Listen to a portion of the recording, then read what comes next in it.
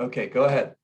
Okay, I like to start with the vintage report with this picture, and we start with winter 21. When you see this, these are our twins, and they're having some ice cream, and their legs are in a bin filled with water. And when you have a look in the back, then you see it's not in summertime. This was February 21, the second half of this month. There are the trees behind, they are brown, they are not flowering, there's no green. So this was February. And then we go into March, 1 week later, and in this bin where the kids had the legs in were ice and snow.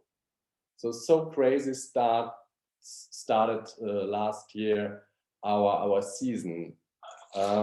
March was in the first half pretty cold, and also April was one of the coldest months. Even May was cold. Yeah, and rainy. So we had a lot of snow, a lot of rain. This was good for our nature here in our region, also for the vineyards, because all people know this. 18, 19, and 20. These were pretty hot vintages with lower rainfalls, and because we were thankful for this, that we had this water, especially rain a lot, and also snow in March. This is not so normal here in our region. And April was the coldest April since 40 years here. May was also not so nice. Vegetation started late. Yeah, very late. Region, like 3 weeks later. Than in the last 3 years. Okay, we have to know that 18, 19, and 20 were pretty early vintages. And then we go into June, and June, the first week was so hot. We had temperatures more than 30 degrees. Enough water in combination with hot temperatures, then you know what will be in the vineyards or what is going on with the nature. So everything was growing so fast. And we had not hands enough to manage the work. So we were outside Sundays also. In the end, so after 1 month, so after June, we were more relaxed, but then we had big problems, or we got big problems with disease and the management with the protection of the wines were not so easy. But in the end, I think we managed the summer pretty well, because I saw it in other vineyards, or I heard it from colleagues. They said they lost in summertime so many grapes, and I think we can be thankful that we had a good group, good team, good staff here, and also the protection of the wines, the grapes. This was well done here in our winery. Maybe it depends on that we are so small and that we have a lot of people also here from the village, that we were flexible with the work and with the people. This helped a lot. But we were 3 weeks later, and also when I have a look to my cellar book, we started with Riesling, and I thought we will be earlier, but we started really around the 10th of October with Riesling. And Spätburgunder for Pinot Noir Rosé a little bit earlier, but in total we can say we are again, in a normal vintage, and a cooler vintage. I sent you via WhatsApp 3 picturescape. There are 2 pictures with a crepe. So this is one crepe. One is the front picture. This is more golden and more yellow. And when you turn this, and this is the second picture, it was totally green. So this is one good example for all our crepes during the vintage 2021. Healthy, no botrytis or less botrytis for a small Austria selection, but mostly healthy stems and green and more greener berries than golden berries.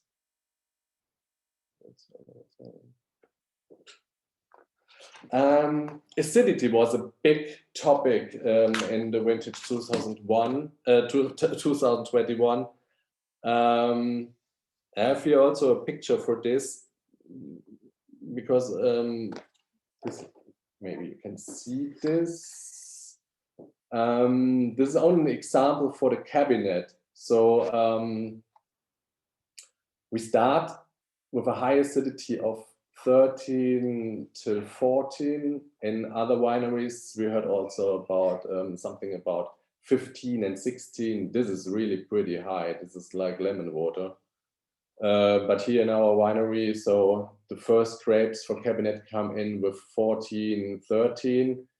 And then the big question was, how can we manage this? Or what should we do with this strong acidity? Should we do something? Should we reduce the acidity by chemical way? Should we do nothing? Or should we make a biological, microbiological fermentation? But this is not really what we like with Riesling, because then you turn the whole aromatic of the Riesling. So what we did is we did nothing. We harvest, and then we saw during the pressing, after pressing, we lost often 1, sometimes 1.5 gram. Then now we are in the end of the fermentation, or the main part has now finished the fermentation. And after fermentation, the wines had 11, 12. This is also now an example for cabinet. For the dry wines, this is totally different. And with aging, we are now, by the analysis, around 10, 10.5 for cabinet. So in our mind, this is perfect for this vintage. And we are really happy that we did nothing by the chemical way during harvest. For the dry wines, this was not so easy, and we harvested especially also our basic wines for dry later. So this was, we can really say this was in the end of the harvest.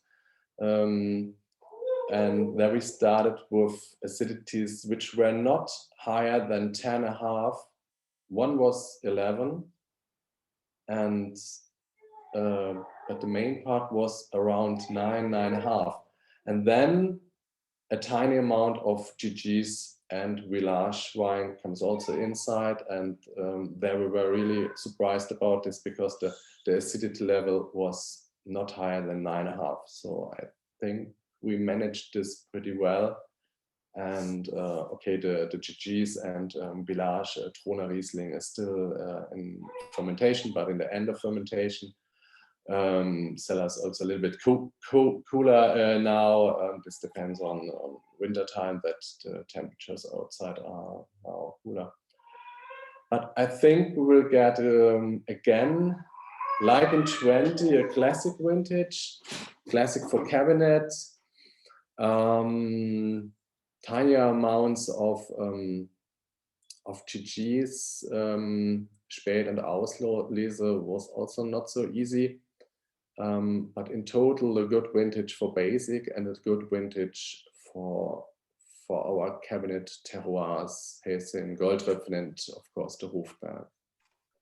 Andreas, I just downloaded the pictures that you sent and have them here. I think it's really interesting to see the front and back clusters. So it's okay. I'm gonna just share the screen here for a second. Yeah. And the first picture. This was a normal morning. It was often a little bit more foggy, and more cloudy, but not rainy. But a lot of fog and sometimes a little bit sun, but not so much sun. So yeah, this is one crate. This is the front, and this is back.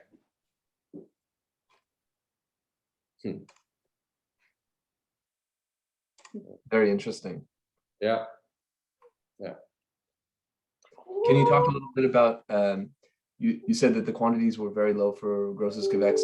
Do you have a big difference in character between Peaceport and Drone in terms of acidity levels, ripeness, etc.? No, so when we have only a look to these things, so acidity and Öxle, so the ripeness, no, this there were not really a big difference between the different terroirs. No, the problem was that there were no really increasing of the ripeness during the harvest. This was the big problem, or you have to wait pretty long. Let me have a look into, because I think we were really one of the last wineries in Mosel, because when I was on the VDP auction, this was on the 12th of November. This was and it was our last harvest day. Yeah, this was our last harvest day, and this was for Peaceporter Goldröpfen GG. So we had really a long harvest this year, with some breaks, of course.